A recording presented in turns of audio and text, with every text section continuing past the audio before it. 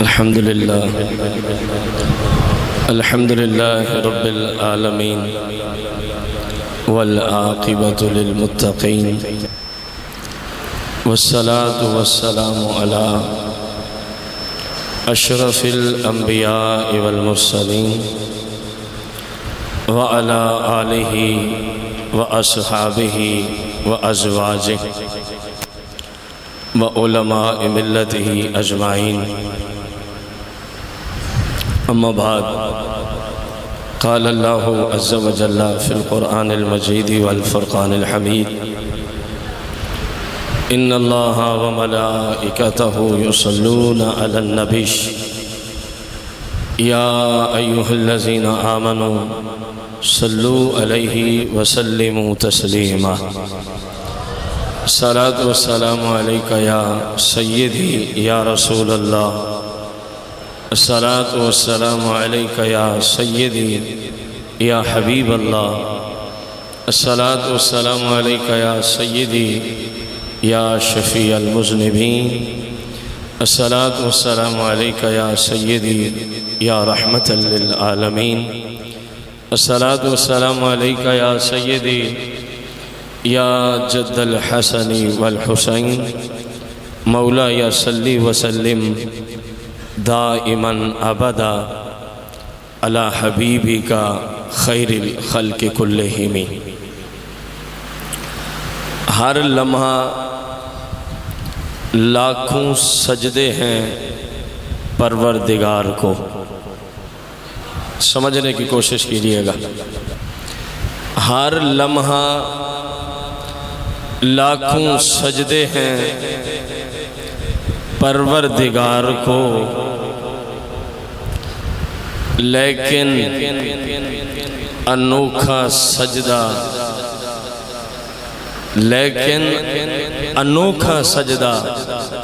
نبھایا حسین نے. ہر لمحہ لاکھوں سجدے ہیں پروردگار کو، لیکن انوکھا سجدہ نبھایا حسین نے. ہے آج بھی یزیدیت، 14 صدیاں گزر گئی ہیں. ہے آج بھی یزیدیت ماتم میں مضطرب. ہے آج بھی یزیدیت ماتم میں مضطرب. ایسا نشان عبرت بنایا حسین نے. ہے آج بھی یزیدیت، جن کا تعلق یزید سے ہے وہ اسی کام تک ہی ہے بس. ہے آج بھی یزیدیت ماتم میں مضطرب. ہے آج بھی یزیدیت ماتم میں مضطرب. ایسا نشان عبرت بنایا حسین نے. ایسا نشان عبرت بنایا حسین نے. حمد و صلوات کے بعد آج کی عظیم و شان صحابہ و اہل بیت کانفرنس ادارہ غوثیہ رضویہ فیصلہ آباد کی طرف سے اللہ کے فضل و کرم سے جاری و ساری ہے. اللہ جل جلالہ سے دعا کرتے ہیں مالک کائنات مجھے حق کہنے، آپ سب کو حق سننے، پھر ہم سب کو اور بازر انٹرنیٹ یہ حق و صداقت کی آواز پورے ورلڈ میں جہاں تک پہنچ رہی ہے اور پہنچتی رہے گی، اللہ سب کو اسی حق پر عمل کرنے کی سعادت عظمہ عطا فرمائے. دوستوں سے گزارش ہے کہ کچھ آگے ہو جائیں. آگے جگہ موجود ہے، پیچھے دوست جو آتے ہیں ان کے لیے جگہ نظر نہیں آ رہی. تھوڑے آپ آگے ہو جائیں گے نا اپنے بھائیوں کے لیے، کشادگی ہو جائے گی. یہ بھی ثواب ہی ہوتا ہے کسی بھائی کے لیے جگہ بنا دینا، یہ بھی ثواب کا کام ہے. خصوصاً جو اس طرف بیٹھے ہیں نا دوست نئی بلڈنگ میں، یہ ضرور آگے ہوں کہ آگے کافی ساری جگہ خالی ہے. اب جو بھائی آخر سے آئے گا، اتنے سینکڑوں کا مجمع ہے، وہ اوپر سے گزر کے تو آ نہیں سکتا، تو اس کے لیے پیچھے جگہ نہیں بن رہی. اللہ آپ سب کو جزائے خیرت حسن عطا فرمائے۔ معزز سامعین کرام، اہل سنت کا یہ عقیدہ ہے کہ ہم اللہ جل جلالہ کو وحدہ لا شریک سمجھتے ہیں۔ اہل سنت کا عقیدہ ہے کہ ہم اللہ کو آخر تک گواہی دینی ہے، ہم اللہ کو، اللہ کریم نے جتنے پاک پیغمبر اور پاک رسول اپنی طرف سے انسانیت کی ہدایت کے لیے بھیجے ہیں، ہم تمام انبیاء اور رسول کا ادب و احترام کرتے ہیں۔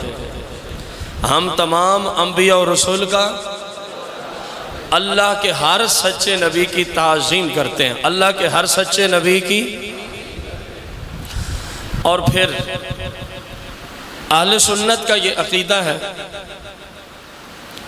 آقا دو جہاں، مالک کون و مکان، غیب دان نبی، شافع روز محشر، صدیق اکبر کے آقا، فاروق اعظم کے مأویٰ، عثمان غنی کے ملجا، اور حیدر کنار کے پناہ گاہ، سیدہ کائنات کے ابا حضور، حسنین کریمین کے نانا جان، سب اہل بیت و صحابہ و امہات المومنین کے آقا و مولا حضرت سیدنا محمد مصطفیٰ احمد مصطفیٰ صلی اللہ علیہ وآلہ وسلم کی ذات اقدس کو اللہ کا آخری نبی مانتے ہیں۔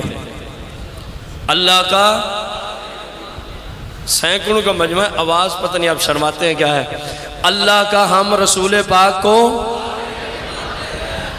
کسی بھی صورت، کسی بھی حال میں، کسی بھی صورت، کسی بھی حال میں، کسی بھی زمانے میں، الی یوم القیامہ کوئی نیا نبی، بلند آواز سے، کوئی نیا نبی جناب عیسیٰ روح اللہ تشریف لائیں گے، وہ نئے پیغمبر نہیں ہیں، اور وہ جب تشریف لائیں گے تو مصطفیٰ کریم کی امت کے ایک مفتی کی حیثیت سے تشریف لائیں گے، اسی شریعت کی لوگوں کو تبلیغ فرمائیں گے، اسی شریعت کی لوگوں کو۔ اور جو شخص رسول پاک صلی اللہ علیہ وسلم کی ذات اقدس کے بعد کسی بھی طرح کا، کسی بھی قسم کا، کسی بھی نوع کا، کسی بھی جنس کا، اب یہ جملے ایسے ہر بندہ نہیں سمجھتا، لیکن جنہیں سمجھانا مقصود ہے انہیں سمجھ آ رہی ہے، کسی بھی طرح کا، کسی بھی قسم کا، کسی بھی جنس کا، کسی بھی نوع کا، قیامت تک کوئی نبی، اور جو کہے ممکن ہے فلاں قسم کا نبی آئے تو ختم نبوت پہ فرق نہیں پڑتا، جو کہے کہ ممکن ہے قرآن و سنت میں وہ کافر ہے، بلند آواز سے، قرآن و سنت میں وہ، اور جو شخص ختم نبوت کا منکر ہے وہ خود تو مرتد ہے، وہ خود تو اسلام کے بعد کفر کیا مرتد ہو گیا، وہ خود تو، اونچی بولیں، جو اس مرتد کو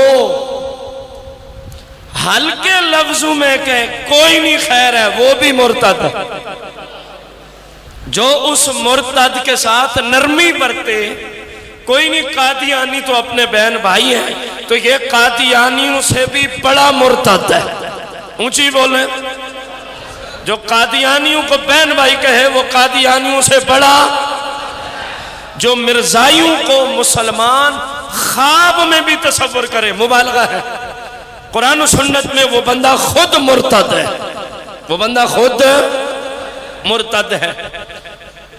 اہل سنت کا یہ عقیدہ ہے، رسول پاک صلی اللہ علیہ وسلم کے مبارک والدین کریمین طیبین طاہرین اللہ کے فضل سے مصطفیٰ کے امتی بھی ہیں اور جنتی بھی ہیں۔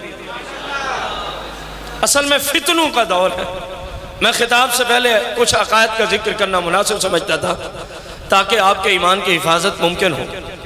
رسول پاک کے والدین کریمین طیبین طاہرین رسول پاک کے امتی بھی ہیں۔ کوئی کہے جے اعلان نبوت سے پہلے ہی چلے گئے تو جلال الدین سیوطی سے پوچھ، جس کو جاگتے ہوئے 70 بار رسول پاک نے دیدار کرایا۔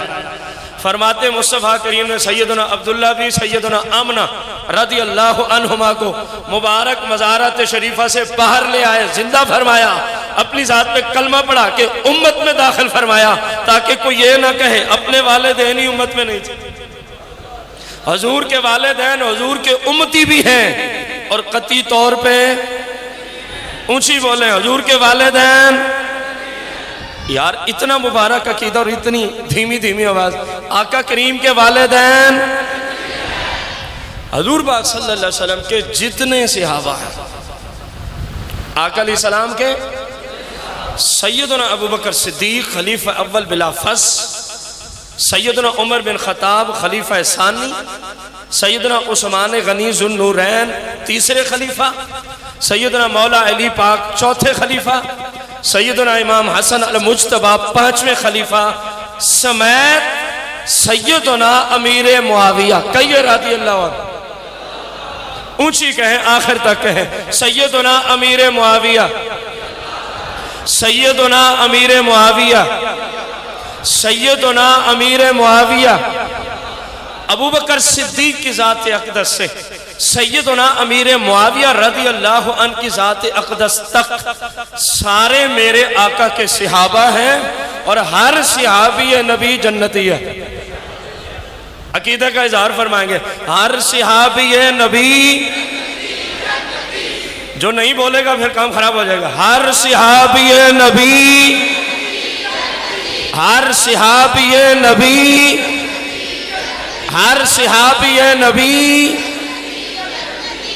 اور جو بندہ حضور پاک کے صحابہ میں سے کسی ہستی کے خلاف، حضور نبی کریم علیہ السلام کے صحابہ میں کسی ایک ہستی کے خلاف زبان کھولے یا ان کی شان بیان ہو رہی ہو یا ان کی اور اس کو تکلیف ہو رہی ہو، وہ بندہ اہل سنت کا فرد نہیں ہو سکتا۔ جو صحابہ کے خلاف بولے وہ اہل سنت، جس کو صحابہ کی شان سن کے تکلیف ہو وہ اہل سنت کا فرد ہے۔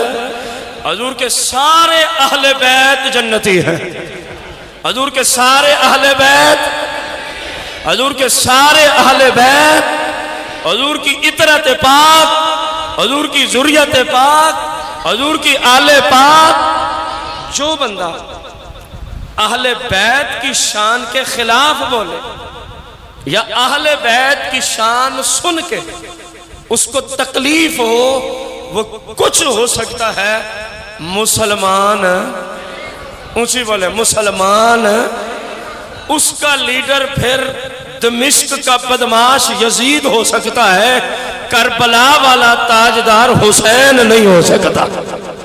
جو کربلا اور اہل بیت کے افراد کی شان سن کے پریشان ہو جائے، وہ کسی صورت بھی رسول پاک کا غلام۔ میرے آقا کریم کی جتنی بھی طیب و طاہر بیویاں ہیں، پاکیزہ بیویاں ہیں، اس کائنات میں کوئی عورت اتنی پاک نہیں جتنا رب نے مصطفیٰ کی بیویوں کو پاک فرمایا ہے۔ دیکھو نا، جس عورت کو اللہ نے اپنے حبیب کی بیوی بنانا تھا اور پیدائش سے لے کر نکاح ہونے تک ویسے ہی پاکیزہ ہیں جیسے نکاح کے بعد پاکیزہ ہیں۔ یہ کوئی مت سمجھے کہ شاید پہلے کوئی اور حال ہے بعد میں، مجھے نہیں پتا، آپ کو نہیں پتا۔ جس رب نے اس خاتون کو مصطفیٰ کے نکاح میں دینا ہے، رب تو سب جانتا ہے نا۔ تو اپنے حبیب کی امت، اپنے حبیب کی ازواج کو، ہمیں اس حدیث سے پتہ چلتا ہے۔ ایک خاتون آئی آقا کریم کے بارگاہ میں ہاتھ جوڑتی، شریعت سیکھنے میں کوئی شرم نہیں ہوتا، کوئی حیا نہیں ہوتا۔ عرض کی یا رسول اللہ، اگر عورت کو احتلام ہو جائے، اگر عورت کو، تو میرے آقا کریم کی بیویاں نا بڑی شرم فرمانے لگی کہ بڑا عجیب سوال ہے، عورت اور احتلام۔ توجہ کیجئے گا، عورت اور، میں نے جملہ بولا نکاح سے پہلے بھی ہر اعتبار سے رب نے ان کو کیا بنایا، اسی پہ دلیل پیش کر رہا ہوں۔ میرے آقا نے فرمایا عورت کو احتلام ہوئے تو اس پہ بھی مرد کی طرح غسل فرض ہو جاتا ہے، جیسے مرد پہ غسل کیا ہوتا ہے، وہ خاتون چلی گئی۔ اب سننا میری دلیل، میرے آقا کی بیوی نے ہاتھ جوڑے، یا رسول اللہ عورت کو بھی احتلام ہوتا ہے، یا رسول اللہ عورت کو بھی؟ میرے آقا فرماتے ہیں ہاں، ہر بالغ عورت کو احتلام کا ہونا ممکن ہے، یا رسول اللہ ہمیں تو کبھی بھی نہیں ہوا۔ نہیں سمجھے آپ، نہیں سمجھے؟ یا رسول اللہ ہمیں تو جب سے پیدا ہوئے۔ فرمایا کیونکہ احتلام کا اثر ہوتا ہے شیطان کی طرف سے، احتلام کا اثر ہوتا ہے، اور تم نے آنا تھا میرے نکاح میں۔ نہیں سمجھے؟ نہیں سمجھے؟ یا اپنی ماں کی شان نہیں سننا گوارا نہیں، کچھ تو ہے۔ سرکار کی ہر بیوی مسلمان کی ماں لگتی ہے، اور ہماری کھربوں مائیں ان کے مبارک جو جوتے ہیں اس پہ جو خاک لگی، اس خاک پہ ہماری کھربوں مائیں قربان ہو جائیں۔ اپنی ماں کا ذکر سے بندے بیٹے تو خوش ہوتے ہیں۔ میرے آقا کریم سے عرض کی یا رسول اللہ ہمیں تو، میرے آقا فرماتے کیونکہ احتلام میں شیطان کا اثر ہوتا ہے، اور میرے رب نے جس عورت کو مستقبل میں میری بیوی بنانا تھا، شروع سے ہی ہر نجاست سے رب نے اس کو پاک بنا دیا تھا۔ تو جو بندہ رسول پاک کی کسی بیوی کے خلاف زبان کھولے یا مصطفیٰ کی بیوی کا ذکر ہو اور اس کو بخار چڑھ جائے، سمجھو اس کا اسلام سے کوئی تعلق، اس کا اسلام سے کوئی تعلق، اس کا دین سے کوئی تعلق۔ پھر امت کے علماء اور اولیاء جو حقیقی اولیاء ہیں، 2 نمبر پیروں کو تو شاید آپ کے پورے پاکستان میں جتنا ہم رگڑ کے رکھتے ہیں شاید کوئی بندہ رگڑتا ہو، اور یہ ہمارا فرض ہے کہ 2 نمبروں کو بے نقاب کریں تاکہ امت ان ظالموں سے چھٹکارا پائے۔ جو حقیقی اولیاء ہیں جیسے حضور بابا فرید الدین گنج شکر ہیں، حضور بابا فرید الدین گنج شکر ہیں، جیسے داتا صاحب ہیں، جیسے غوث پاک ہیں، جیسے خواجہ معین الدین چشتی، علی ھذا القیاس جو امت کے حقیقی علماء ہیں وہی اولیاء ہوتے ہیں۔ ان کا ادب و احترام بھی ہمارے ہاں لازم ہے، ان کا ادب و احترام بھی ہمارے ہاں۔ تو بس جس بندے میں یہ چیزیں نظر آئیں اللہ کے فضل سے وہ مصطفیٰ کا سچا غلام ہوتا ہے، اور اللہ کے فضل سے پورے جہاں میں آپ اسی مختصر سے تمہید میں جو میں نے عقائد ذکر کیے، جب آپ چھان بین میں جائیں گے کہ یہ ساری باتیں کہاں نظر آتی ہیں تو رب کے فضل سے اہل سنت میں ہی ساری باتیں نظر آ رہی ہوں گی۔ اللہ تعالیٰ اہل سنت کو ہمیشہ آباد و شاد فرمائے، اور اہل سنت کو اللہ مزید ترقیاں عطا فرمائے، اسلام کا بول بالا عطا فرمائے۔ میرے آقا کریم صلی اللہ علیہ وسلم فرماتے ہیں جو بات سمجھ آئے نا کہ یہ بات سمجھ آنے والی ہے، اس پہ کم از کم سبحان اللہ ضرور کہنا ہے۔ کیا کہنا ہے؟ میرے آقا کریم صلی اللہ علیہ وسلم فرماتے ہیں جناب سیدنا موسیٰ علیہ السلام نے گزارش کی، یا اللہ مجھے رسول پاک صلی اللہ علیہ وسلم کے نواسے تاجدار کربلا سید الشہداء امام حسین کی زیارت تو کرا دے۔ کس پیغمبر نے دعا کی؟ اونچی بولے، جو خود اولو العزم رسول ہیں، جو خود کوئی بھی غیر نبی کسی نبی کے برابر، جو بندہ کسی غیر نبی کو نبی کے برابر کہے یا نبی سے افضل کہے اور کہے کہ ہم ٹھوک کے اپنا عقیدہ بیان کر رہے ہیں کہ ہم معاذ اللہ علی پاک کو نبیوں سے افضل مانتے ہیں، ہم ٹھوک کے عقیدہ بیان کر رہے ہیں، وہ ٹھوک کے بندہ کافر ہے۔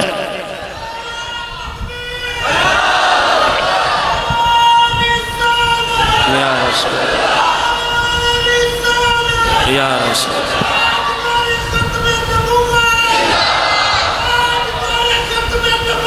زندہ باد، زندہ باد۔ کوئی غیر نبی یا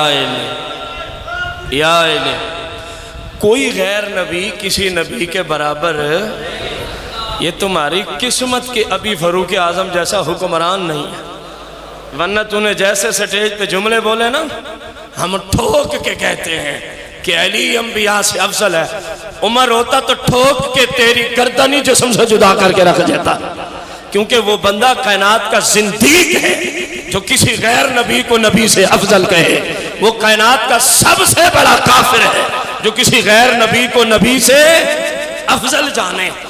اس کے باوجود کہ موسیٰ علیہ السلام اولو العزم رسول ہے، اولو العزم پیغمبروں میں بھی 5 کی بڑی شان ہے، انہی 5 کو اولو العزم رسول کہا جاتا ہے، اور ان 5 میں موسیٰ علیہ السلام بھی کھڑے ہیں، اور پھر ان 5 میں ایک ذات ایسی ہے جو سارے نبیوں سے بھی اور 5 سے بھی افضل و اعلیٰ ہے، اسی ذات کو حسنین کا نانا کہا جاتا ہے، اسی ذات کو حسنین کا، یا اللہ مجھے حسین کی زیارت تو کرا دے۔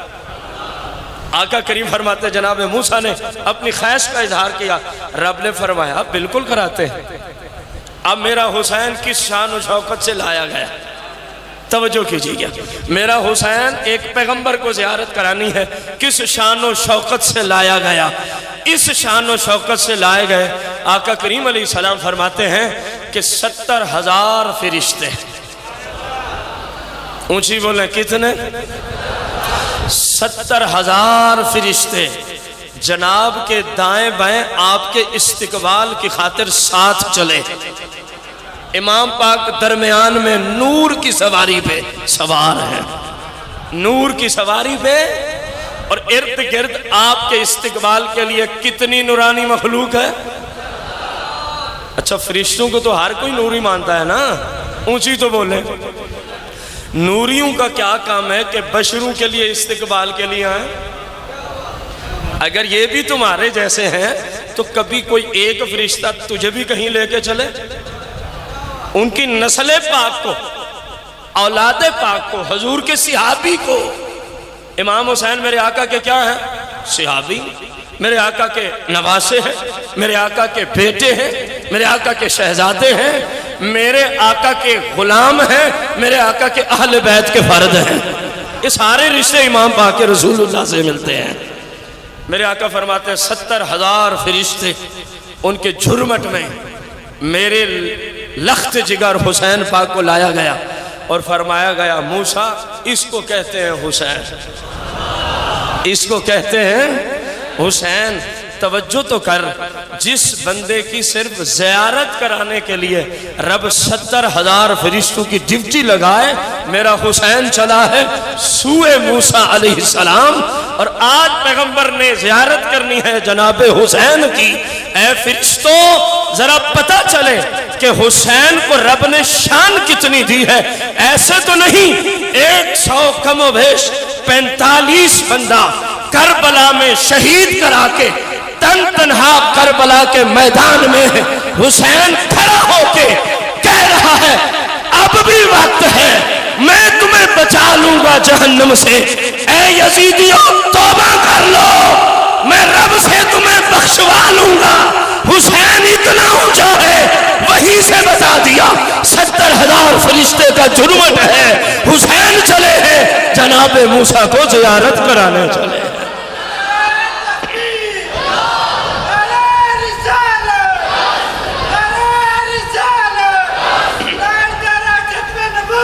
زندہ باد، زندہ باد، جنتی جنت، جنتی جنت،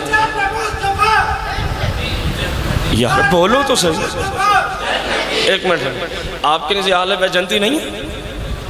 جواب، خاندان مصطفیٰ یعنی حضور کی ذریت پاک وہ بھی جنتی جنتی۔ جی اب لگا جنتی جنتی جنتی جنتی جنتی جنتی، سمجھ آئیے؟ پاک پیغمبر نے جناب امام پاک کی زیارت فرمائی، میرے آقا علیہ السلام تشریف فرماتے، سیدہ کائنات، طیبہ کائنات، طاہرہ کائنات، صدیقہ کائنات فاطمہ الزہرا سلام اللہ علیہ بڑی پریشانی کے عالم میں مصطفیٰ کریم کی بارگاہ میں حاضر ہوتی. میرے آقا نے بیٹی کا رخ انور دیکھا تو پہچان لیا کہ بیٹی پریشان ہے. فرمایا بیٹا آپ کیوں پریشان ہیں؟ عرض کی یا رسول اللہ حسن و حسین گھر سے گم ہو گئے. حسن و حسین گھر سے غائب ہیں، مجھے ان کی جدائی پریشان کر رہی ہے.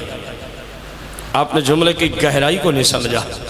ہم تو یزیدیوں کو سمجھانے کے لیے حدیث لائے تھے کہ جن کا گھر سے کچھ دیر باہر جانا سیدہ کائنات کو افسردہ کر دیتا ہے.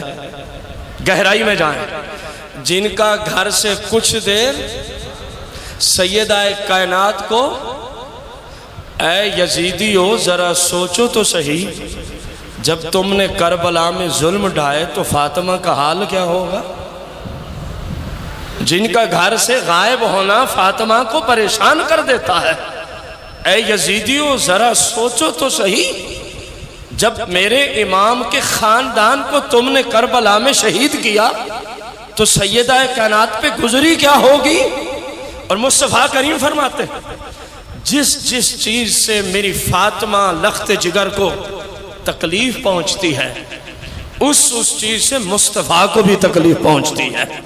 اور اگلی حدیث میں فرماتے ہیں جس نے مجھے اذیت دی سمجھے اس نے میرے رب کو اذیت پہنچائی ہے.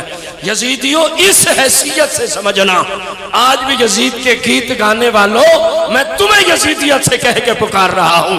وہ 14 صدی پہلے والا بدماش وہ تو جہنم رسید ہو گیا، اسے تو کلام ہی نہیں جو آج سٹیجوں پہ بیٹھ کے کہتے ہیں یزید ہمارا رہبر ہے، یزید ہمارا رہنما ہے، یزید ہمارا لیڈر ہے، یزید ہمارا امیر المومنین ہے، یزید جنتی ہے. میں تو ان یزیدیوں سے کہہ رہا ہوں کہ جن شہزادوں کا گھر سے باہر جانا سیدہ کائنات کو غمگین کر دیتا ہے، اور جس چیز سے سیدہ کائنات غمگین ہوتی ہے مصطفیٰ پریشان ہوتے ہیں. جب مصطفیٰ کو پریشانی پہنچتی ہے خود رب تک معاملہ جاتا ہے.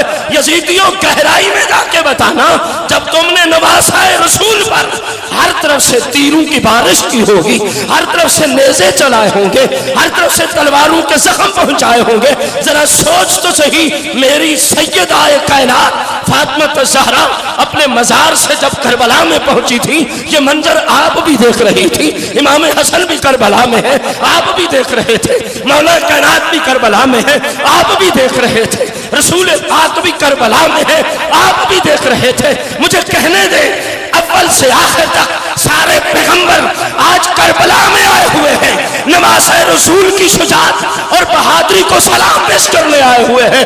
یزیدیوں بتاؤ تو صحیح اس وقت مصطفیٰ کے ساتھ کیا بیتی ہوگی؟ ابھی بھی کہتے ہو یزید امیر المومنین ہے. یا رسول اللہ جناب امام حسن و جناب امام حسین رضی اللہ عنہما گھر سے غائب ہیں، میں بڑی پریشان ہوں. میرے آقا فرماتے بیٹی پریشانی کی کوئی بات نہیں، گفتگو چل رہی ہے. آپ کے بچے بھی بسا اوقات گھر سے بولیں تو صحیح ہے، ہمارے بھی جو کہتے ہیں رسول پاک ہمارے جیسے ان کے بچے بھی بسا اوقات گھر سے. میں کچھ سمجھانا چاہتا ہوں ان کے بچے بھی. فرمایا بیٹی کوئی پریشانی نہیں. اب پتہ ہے تیسرا کون آیا وہاں؟ بچے غائب ہوتے ہیں علی کے، بچے غائب ہوتے ہیں سیدہ فاطمہ الزہرا کے، بچے گھر سے غائب ہوتے ہیں. ہم تو حدیث کے ظاہر پہ بیٹھے ہیں، باطن میں جائیں تو پھر اللہ ہی جانے کہ غائب ہوئے یا خود چلے گئے. لوگوں کو کچھ بتانا تھا. بچے غائب ہوئے سیدہ کائنات کے، مصطفیٰ کریم کے، مولا علی پاک کے، سیدہ مصطفیٰ کی بارگاہ میں. اور آپ بیٹی کو تسلی، باپ کا کام ہی ہمیشہ بیٹیوں کو تسلی دینا ہوتا. نہیں سمجھے جملہ؟ باپ کا کام بیٹیوں پہ ظلم کرنا نہیں ہوتا، تسلی دینا ہوتا ہے. اگر ان پہ کوئی ظلم کرے تو باپ ہمیشہ تسلی دیا کرتے ہیں. وہ باپ ہی کیا ہے جو بچی پہ ظلم کرے؟ وہ باپ ہی کیا ہے جو بیٹی کو مارے؟ سمجھ آ رہی ہے؟ سسر بھی باپ ہی ہوتا ہے. وہ سسر ہی کیا ہے جو اپنے بیٹے کی بیوی کو مارے؟ اس میں انسانیت نہیں. اس میں مصطفیٰ نے درس دیا، فرمایا بیٹی پریشانی کی کوئی، ایک جانب مصطفیٰ ہے، دوسری جانب سیدہ ہے، درمیان میں جبریل نازل ہوئے. بچے ہی گم ہوئے تھے، کوئی وحی تو آئی نہیں تھی. نورانی مخلوق کا سردار جناب جبریل ہے، السلام علیکم یا رسول. پھر جبریل جب ظاہری بشری شکل و صورت میں آتے تو ہر ایک کو نظر آتے، اور جب اپنی حالت میں تشریف لاتے کہ اب میں سوائے رسول پاک کے کسی کو نظر، تو پھر مصطفیٰ کو ہی نظر آتے اور کسی کو نظر نہ آتے. السلام علیکم یا رسول اللہ. جبریل نے سلام پیش کیا اور گزارش کی، حسن و حسین فلاں جگہ ہے. حسن و حسین، اور ایک فرشتے کی رب نے ڈیوٹی لگائی ہے، ان کی حفاظت پہ فرشتہ وہیں بیٹھا ہے. فرشتہ ان کی اولاد گم ہو تو بتانے کون آتے ہیں؟ نہیں سمجھے. ان کی اولاد گم ہو تو بتانے جناب جبریل آتے ہیں. تیرا پورا کنبہ ہی غرق ہو جائے تو کوئی فرشتہ نہیں آئے گا؟ بولو تو صحیح نا. تیرا سارا خاندان، بلکہ محمد بن عبد الوہاب نجدی سے لے کر آخری نجد تک سارے رب ہلاک کر دیں تو کوئی فرشتہ بتانے، ان کے بچوں کا بتانے جبریل آیا ہوا. میرے آقا فرماتے بیٹی چل میں بھی لے کے آتا ہوں. مصطفیٰ کریم چلے، متعلقہ جگہ پہ پہنچے تو کیا منظر دیکھتے ہیں؟ تو کیا رب کا فرشتہ ایک نورانی پر زمین پہ بچھایا ہوا ہے، ایک شہزادوں کے اوپر سائے کے طور پہ بچھایا ہوا ہے، اور شہزادوں کی حفاظت پہ مامور بیٹھا ہے. میرے آقا کریم اپنے دونوں شہزادے وہ بالکل مزے کی نیند سو رہے ہیں. بچے گم ہو جائیں تو وہ سوتے ہیں نا، گھر سے گم ہو جائیں تو بچے سو جاتے ہیں، ایسے ہی ہے نا. رو رو کے ان کا حال برا ہوتا ہے، رو رو کے ان کا. میرے آقا فرماتے ہیں جب میں پہنچا فرشتہ ان کی حفاظت پہ اور وہ سکون کی نیند سو رہے ہیں. میرے آقا نے حسن کو اٹھایا دائیں کاندھے پر نیند کی حالت میں، حسین کو اٹھایا. حسن و حسین کاندھے ہیں کس کے؟ اونچی بولو نا یار. مصطفیٰ کریم کے مبارک کاندھے، مصطفیٰ کریم کے. آپ اٹھائے آ رہے ہیں، شہزادے سوئے ہوئے ہیں. آگے ملاقات ہو جاتی ہے خلیفہ اول بلافس ابو بکر صدیق سے. ہاتھ جوڑے یا رسول اللہ ایک مجھے دے دیں. چلو دونوں آپ نے اٹھایا ہے، ایک میں اٹھا لیتا ہوں. میرے آقا انکار فرما دیتے. فرمایا ابو بکر دیکھ تو صحیح ان دونوں کی سواری کتنی حسین ہے. سبحان اللہ، کیا بات. فرمایا ابو بکر دیکھ تو صحیح ان دونوں کی سواری، مصطفیٰ حسن و حسین کی سواری. خود فرما رہے ہیں ابو بکر دیکھ ان دونوں کی سواری کتنی حسین و جمیل ہے، بس ان کو اسی سواری پہ ہی رہنے دے، ان کو اسی سواری پہ ہی رہنے دے. رسول اکرم نور مجسم صلی اللہ علیہ وسلم شہزادوں کو گھر لے آئے اور ساری بات بتائی. بیٹی ان کی حفاظت تو فرشتے کر رہے تھے. اب جن کا اتنا اونچا مقام ہو کہ حفاظت کے لیے کون ہے، سلانے کے لیے کون ہے، بتانے کے لیے کون ہے، اس امام پاک کی محفل میں آپ موجود بیٹھے ہیں. سمجھ آئیے آپ کو بات کہ نہیں آئی؟ میرے امام کو رب نے عظیم و شان شوقت والا بنا کے دنیا میں بھیجا ہے. رسول پاک صلی اللہ علیہ وآلہ وسلم. ابو ہریرہ ہی اس حدیث کے راوی ہیں. فرماتے ہیں آقا کریم مسجد شریف میں تشریف لائے، مسجد نبوی میں، اور پوچھا کہ چھوٹا بچہ کہاں ہے؟ چھوٹا بچہ؟ جناب امام حسین دوڑتے دوڑتے مصطفیٰ کی بارگاہ میں چلے آئے. امام حسین دوڑتے دوڑتے اور آ کے حضور کی گود انور میں بیٹھ گئے. آ کے مصطفیٰ کریم کی گود انور میں آ کے بیٹھ گئے اور اپنی انگلیاں، میری طرف توجہ کیجیے، امام پاک نے اپنی انگلیاں مصطفیٰ کریم کی مبارک نورانی داڑھی میں یوں داخل کر لی. مصطفیٰ کریم کی مبارک داڑھی ہے اور امام حسین کا مبارک ہاتھ، محبت کر رہے ہیں اپنے نانا حضور سے، محبت کر رہے ہیں اپنے نانا حضور سے۔ بس رسول اکرم نور مجسم صلی اللہ علیہ وسلم نے اپنے شہزادے کو چومنا شروع فرما دیا، اپنے شہزادے کو چومنا شروع فرمایا، اور ساتھ ایک دعا دے دی، اللہم انی احبہ فاحبہ وَأَحِبَّ مَنْ يُحِبُّهُ، او کما قال النبی علیہ السلام۔ بڑا عجیب اسلوب رکھا حضور علیہ السلام نے، اللہم اے اللہ، انی میں احب محبوب رکھتا ہوں جناب حسین کو، اے اللہ میں محبوب رکھتا ہوں جناب فَأَحِبَّهُ، یا اللہ تو بھی حسین کو اپنا محبوب رکھ، میں بھی محبوب رکھتا ہوں حسین کو، اے اللہ تو بھی محبوب رکھ۔ اگلی بات سننے کے قابل ہے، وَأَحِبَّ مَن يُحِبُّهُ، یا اللہ قیامت تک جو بھی محبوب رکھے حسین کو تو اس کو بھی اپنا محبوب بنا لینا، تو اس کو بھی اپنا محبوب بنا لینا۔ یہاں ایک شہزادے کا ذکر ہے، دوسری حدیث میں سیم یہی حالت ہے، لیکن وہاں حسن و حسین دونوں کا ذکر ہے۔ یا اللہ میں حسن کو بھی محبوب رکھتا ہوں، حسین کو بھی محبوب رکھتا ہوں، فَأَحِبَّهُمَا، یا اللہ تو بھی ان دونوں کو اپنا، ترجمہ آپ نے کرنا ہے، یا اللہ تو بھی ان دونوں کو اپنا۔ اور اگلے جملے، یا اللہ جو قیامت تک میرے حسن سے محبت کرے، میرے حسین سے، یا اللہ تو اس بندے کو بھی اپنا محبوب بنا لینا۔ گویا مصطفیٰ کریم علیہ السلام نے امت کو بتایا رب کا محبوب بننا ہے تو طریقہ یہ ہے، اور جو رب کا محبوب ہے وہی سچا بندہ ہے، وہی صالح بندہ ہے، وہی اللہ کا مقرب بندہ ہے، اسی سے اللہ کی ذات راضی ہے۔ فرمایا حسن و حسین سے کوٹ کے محبت تم کر لو، گارنٹی مصطفیٰ دیتے ہیں۔ جس کو حسن و حسین سے محبت ہے، صحابہ کی محبت کے ساتھ ساتھ، مصطفیٰ کی بیویوں کی محبت کے ساتھ ساتھ، جو حسن و حسین سے محبت کرے، مصطفیٰ کی گارنٹی ہے وہ بندہ اللہ کا محبوب بن جاتا ہے، وہ بندہ اللہ کا محبوب بن جاتا ہے۔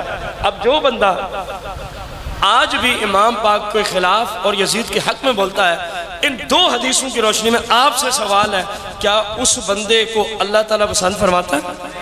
اونچی بولیں، آپ کے عقائد و نظریات کی درستگی کے لیے یہ محفل ہوتی ہے، کیا اس بندے کو اللہ پسند فرمائے گا؟ کسی صورت بھی نہیں، ناممکن ہے ایسے موذی کو اللہ پسند فرمائے جس موذی کے دل میں حسن و حسین، اہل بیت یا صحابہ یا حضور کی بیویوں کے بارے میں بغض ہو، حسد ہو، عناد ہو، وہ لعنتی ہو سکتا ہے، کسی صورت مسلمان نہیں ہو سکتا۔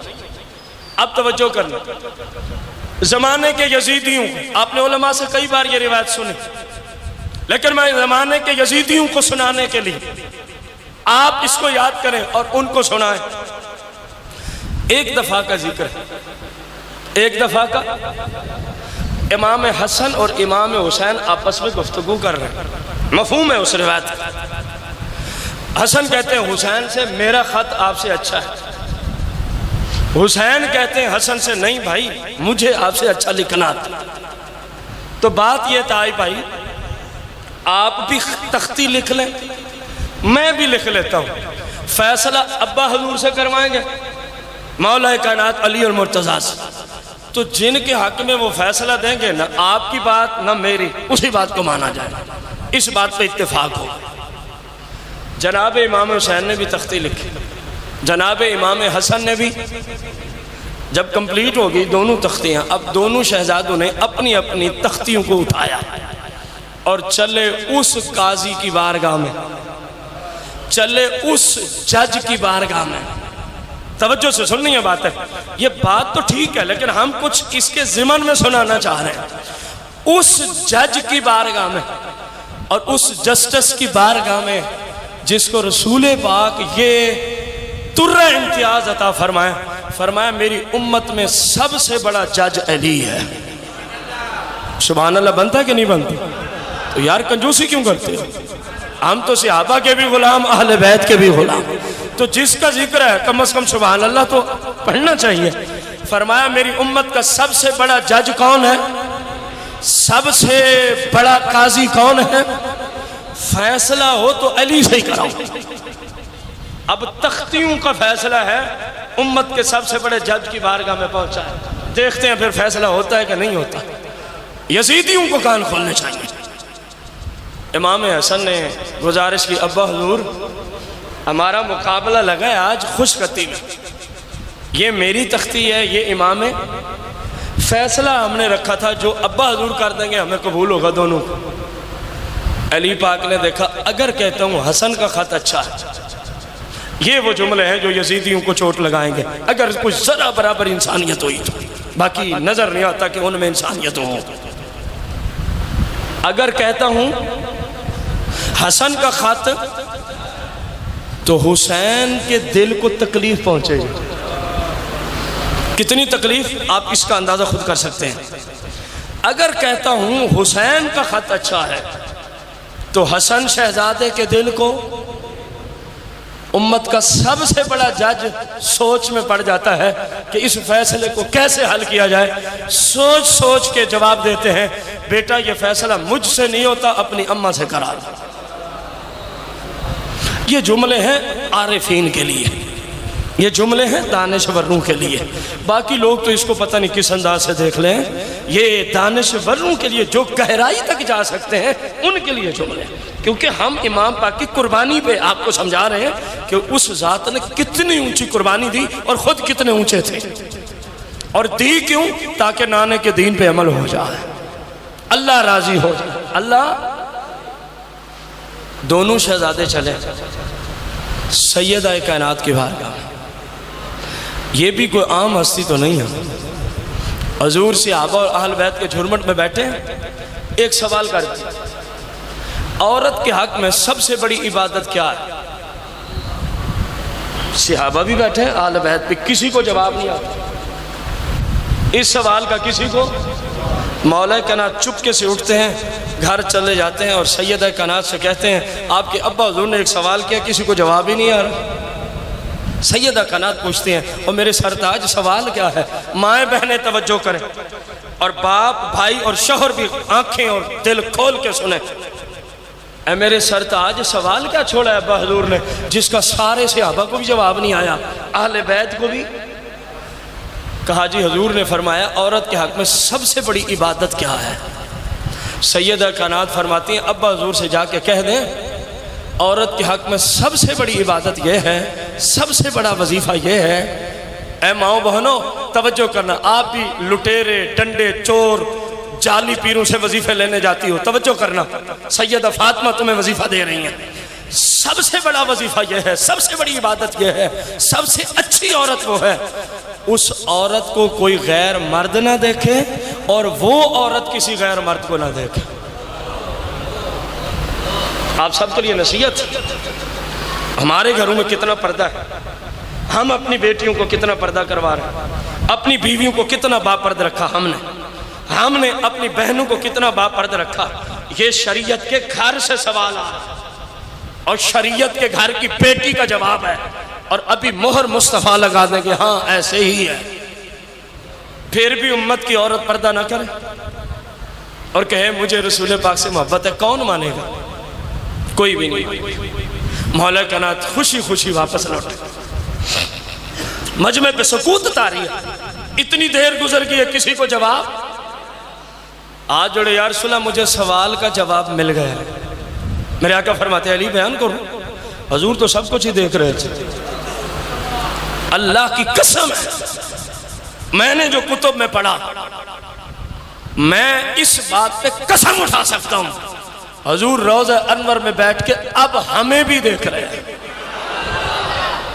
کوئی الزام ہے تو انہیں فقہا پہ جائے گا جنہوں نے یہ سب کچھ لکھا ہے، ہم نے تو پڑھ کے قسم اٹھائی ہے حضور ہمیں دیکھ رہے ہیں، ہاں چاہیں تو پھر تشریف بھی لے آتے، یہ تو ان کی مرضی ہے کہاں آئے کہاں نہ آئے، ہمیں تو نہیں پتا۔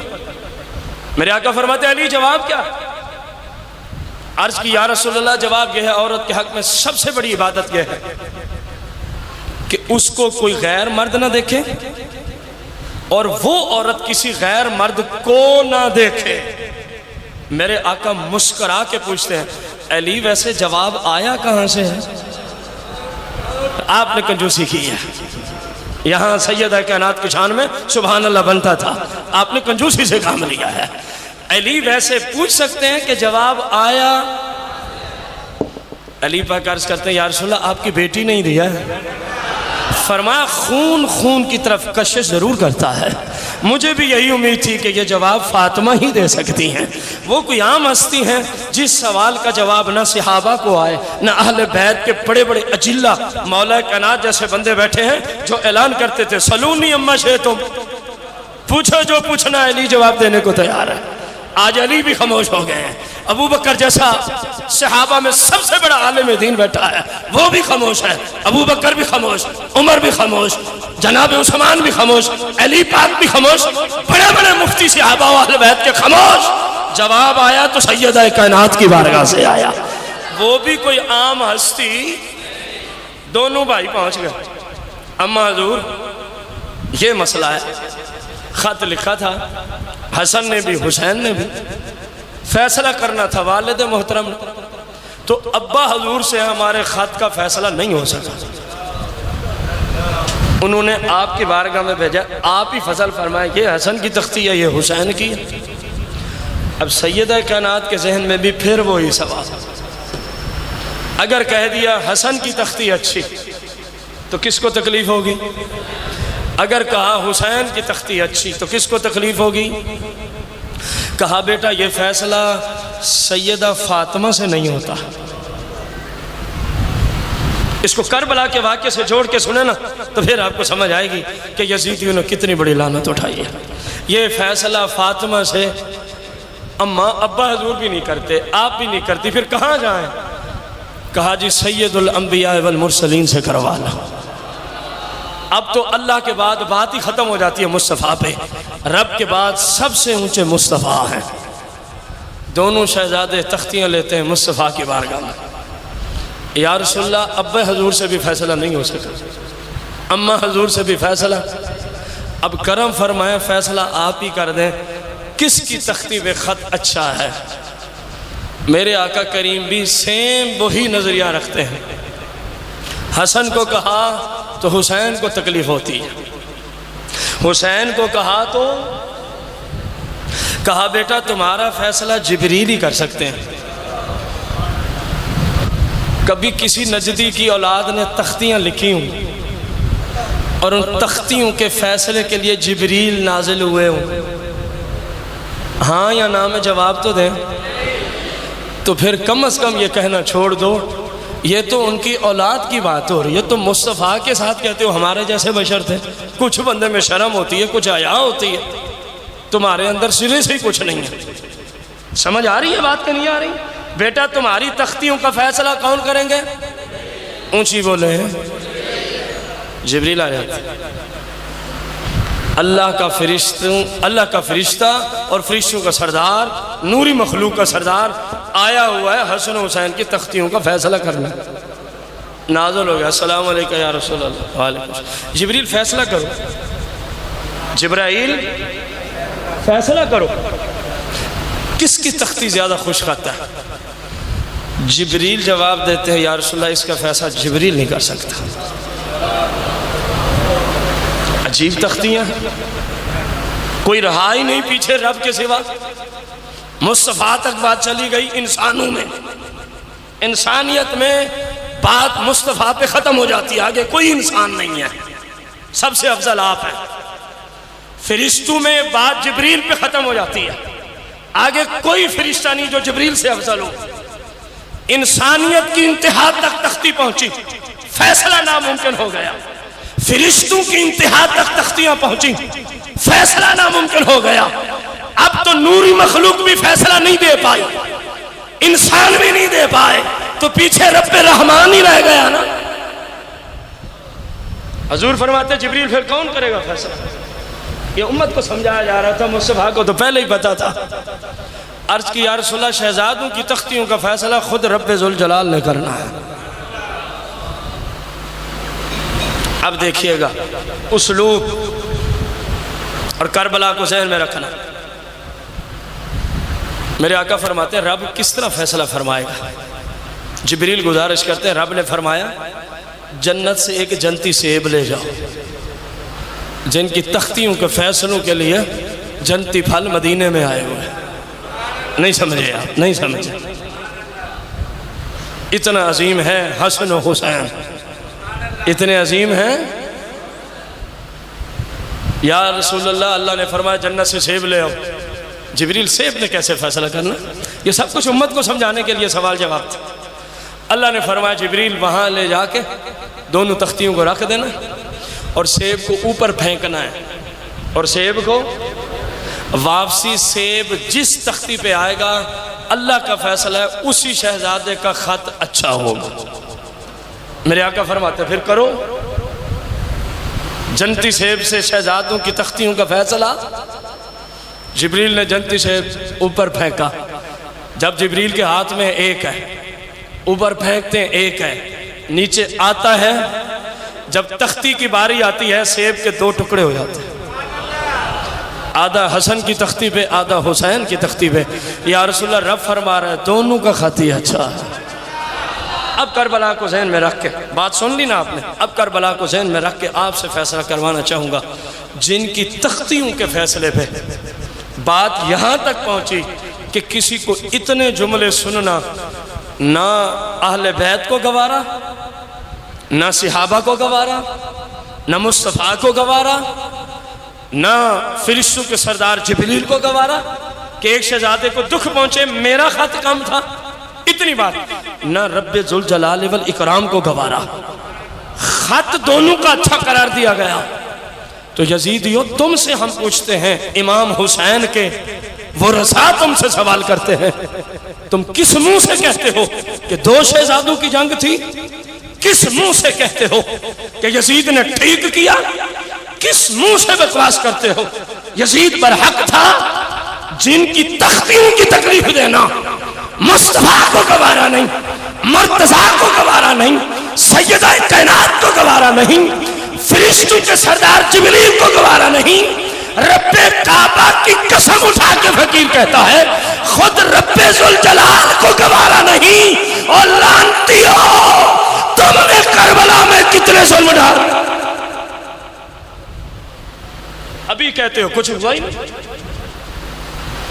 اب سوچو خط کے اسلوب کو سامنے رکھ کے کربلا کی وجہ سے مصطفیٰ کو کتنی تکلیف پہنچی ہوگی، کربلا کی وجہ سے مرتضیٰ کو کتنی تکلیف پہنچی ہوگی، کربلا کی وجہ سے ابوبکر صدیق کو کتنا غم پہنچا ہوگا، کربلا کی وجہ سے عمر بن خطاب کتنے پریشان ہوئے ہوں گے، کربلا کی وجہ سے عثمان غنی کتنے دکھ میں گئے ہوں گے۔ سارے صحابہ اہل بیت امہات المومنین انبیاء اور رسول کو تم نے کس قدر دکھ پہنچایا۔ ابھی بھی کہتے ہو یزید حق پہ تھا، تو جو کہے یزید حق پہ اس پہ اللہ کی لعنت۔ آپ نے جواب دینا، جو کہے یزید حق پہ اس سے اللہ کی، جو کہے یزید حق پہ اس پہ اللہ کی، جو کہے یزید نے ٹھیک کیا اس پہ اللہ کی، جو کہے یزید امیر المومنین ہے اس پہ اللہ کی۔ جس ہستی کو رب نے اتنا اونچا بنایا تم اس پہ ظلم کی انتہا کر کے کہتے ہو ہم حق پہ تھے۔ اندازہ بھی لگا لیں اگر اسی نجدی ملا سے آپ فتویٰ لیں، تیرے بیٹے کو کسی بندے نے ناحق قتل کر دیا، تیرے بیٹے کو کسی بندے نے، تو بتا اس قتل کرنے والے کا کیا حال ہوگا، کیا سزا ہوگی؟ سوال سمجھ آئے؟ اونچی بولیں۔ اگر کسی نجدی ملا، نجدی مفتی، نام نہاد مفتی کے بیٹے کو کوئی بندہ کیا کر دے اور بندہ اس سے فتویٰ لینے جائے، اس قاتل کے بارے میں آپ کا کیا خیال ہے، جنتی ہے یا جہنمی؟ تو کیا جواب ہوگا؟ ایسے نہیں ہوگا، کہے گا رب نے قرآن میں فرمایا، اور یہ قرآن میں آیا ہوا کہ جو کسی مسلمان کو ناحق قتل کرے اس پہ اللہ کی لعنت بھی ہے، وہ جہنمی بھی ہے، اللہ اس پہ غضبناک بھی ہوا۔ یہ تین سزائیں ایک ہی آیت میں آئی ہیں۔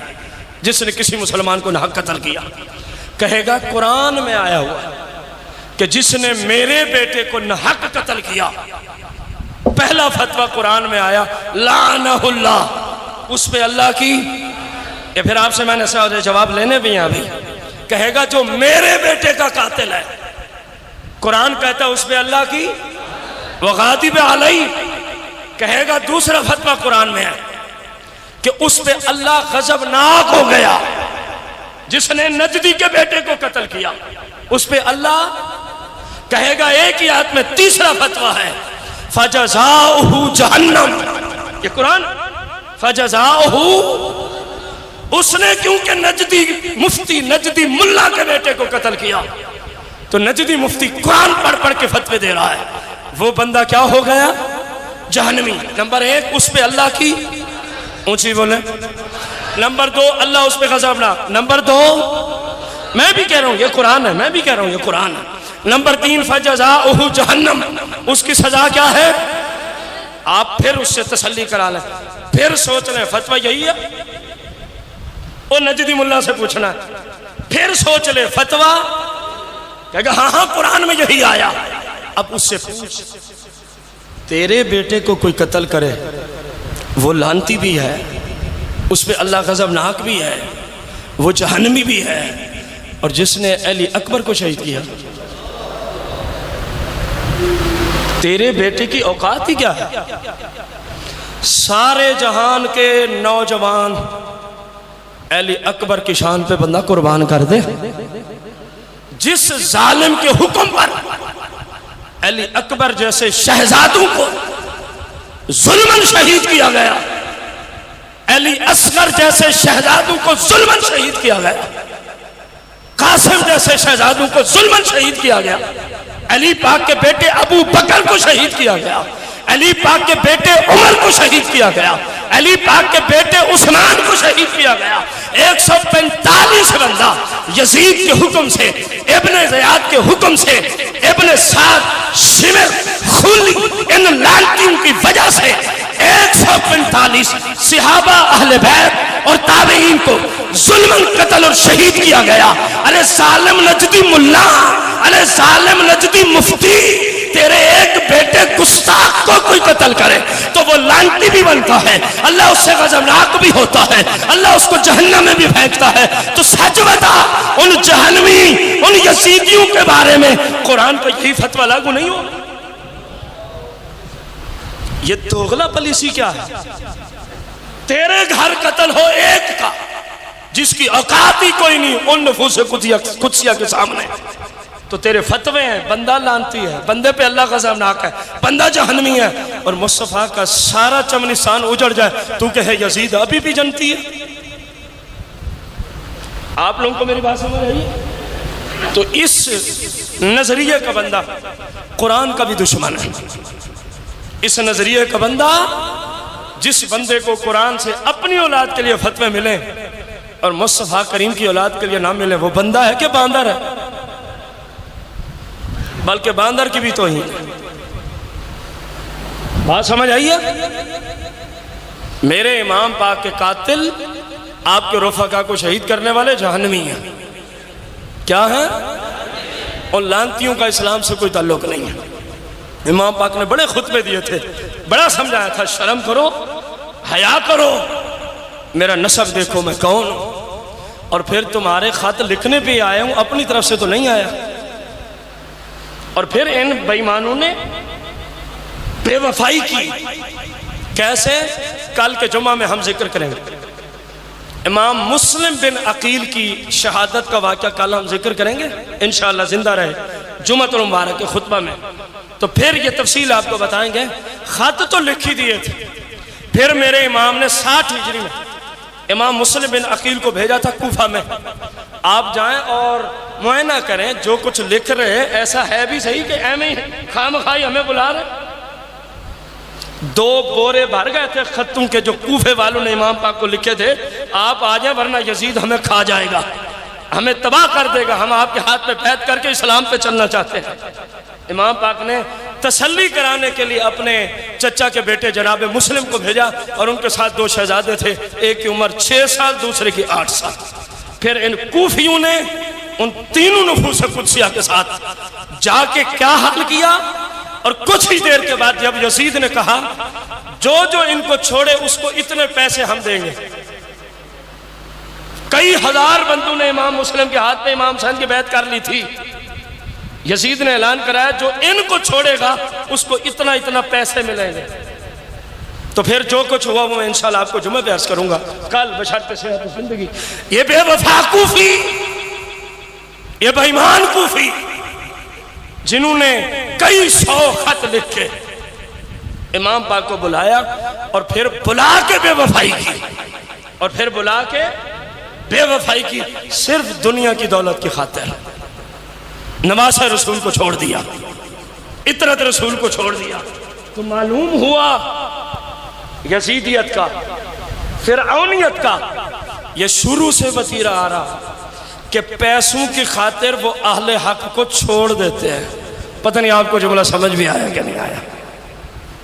پیسوں کی خاطر وہ اہل حق کو چھوڑ دیتے ہیں۔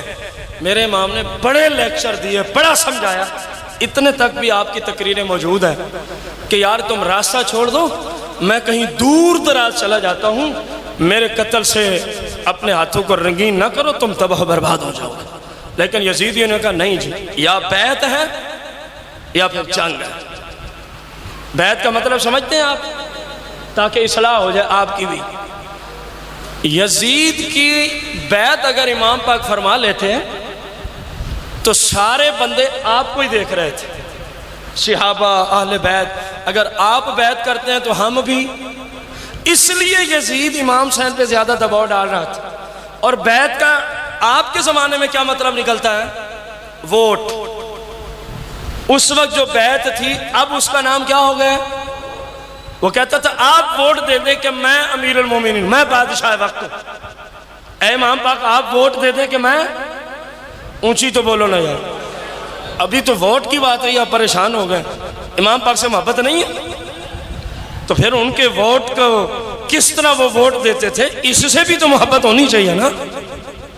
فرمایا ایک شرابی بندے کو میں تو ووٹ نہیں دیتا، جو لڑکیوں کو نچواتا ہے، ناچ دیکھتا ہے، ایسے فاسق کو امام حسین تو ووٹ، جو بے نمازی ہے اس کو امام پاک ووٹ، جو نانے کے دین کا دشمن ہے، غدار ہے، اس کو نواسہ رسول ووٹ۔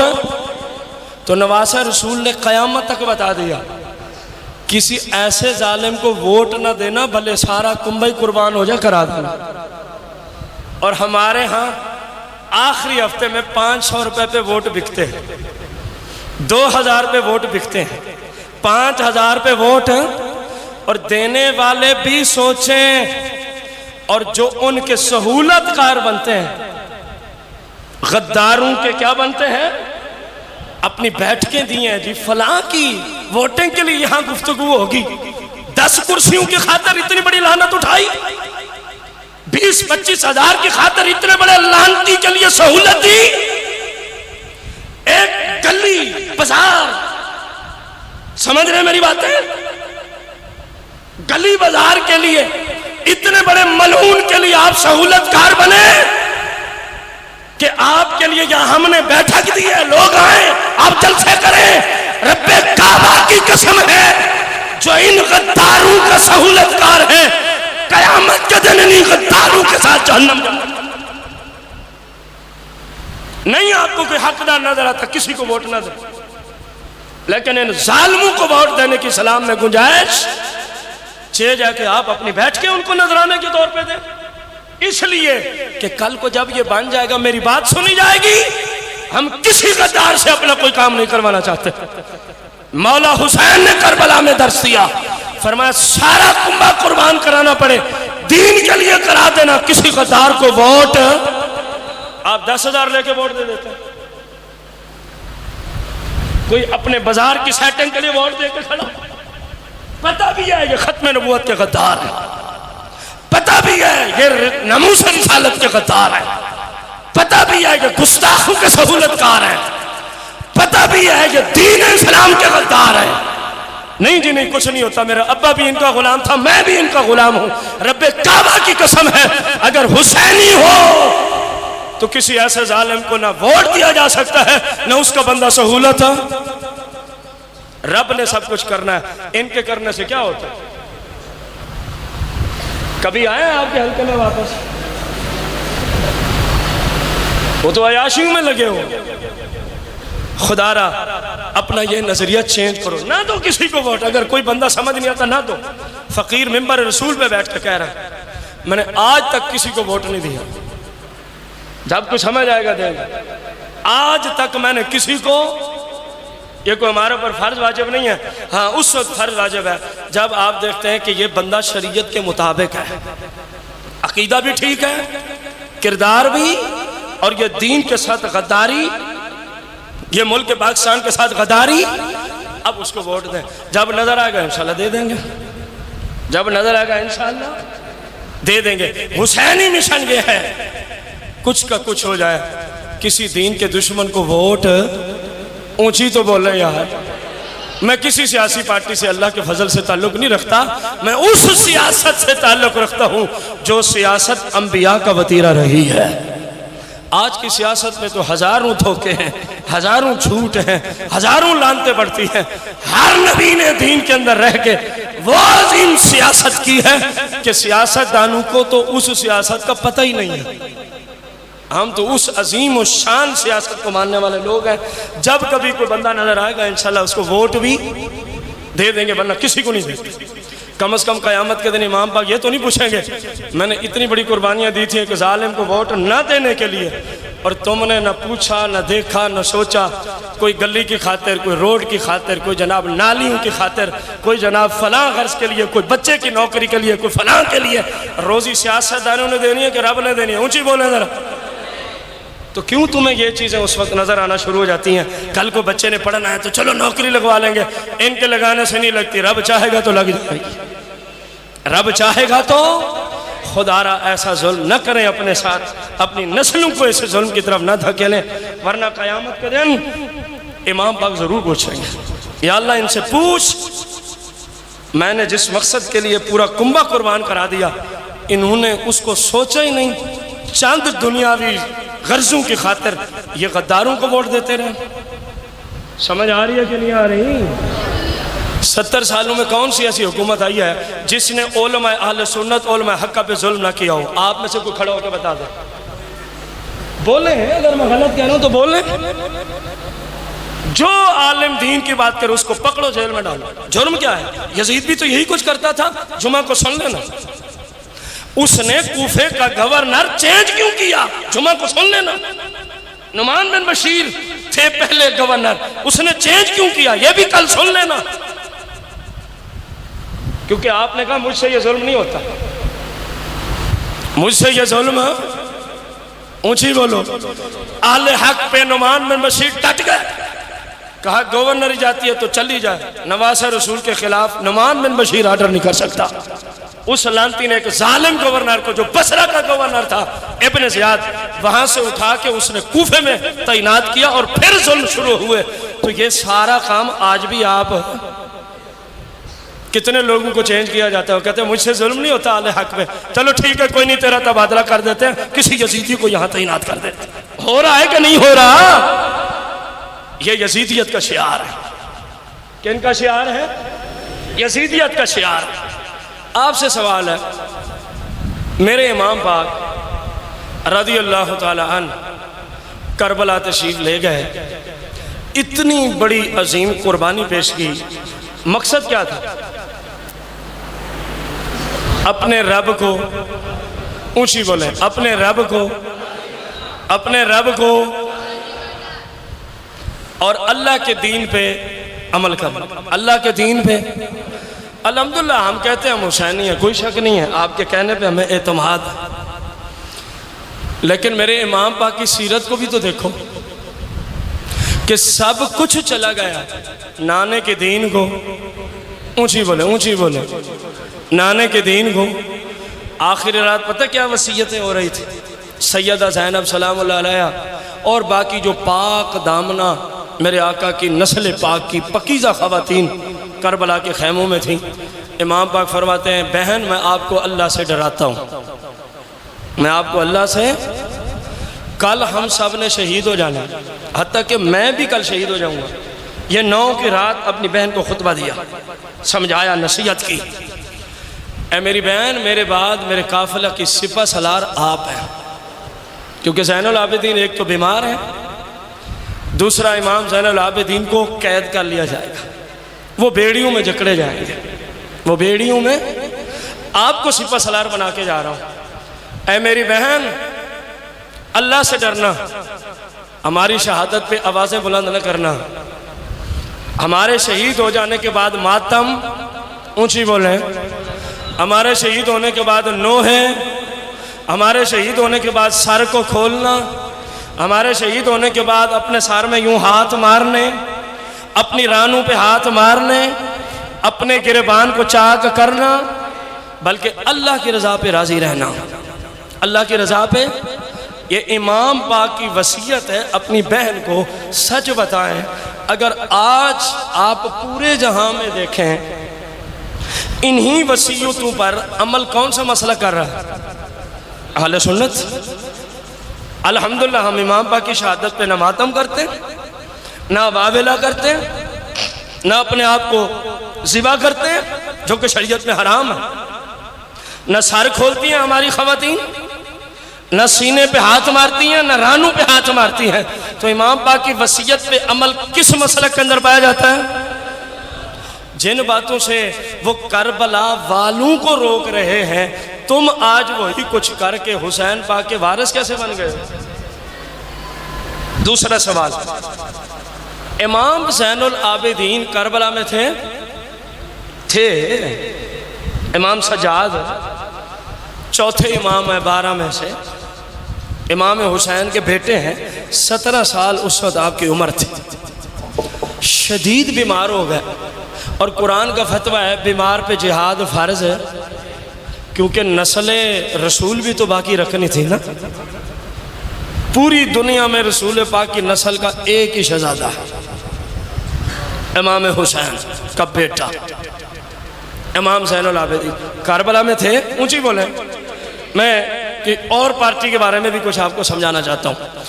آنکھوں سے سب کچھ دیکھا, کئی بار شہزادہ زین العابدین تلوار کے سہارے اٹھتے کہ ابا حضور اجازت ہے, لیکن بیماری کی وجہ سے اٹھتے پھر گر پڑتے تھے.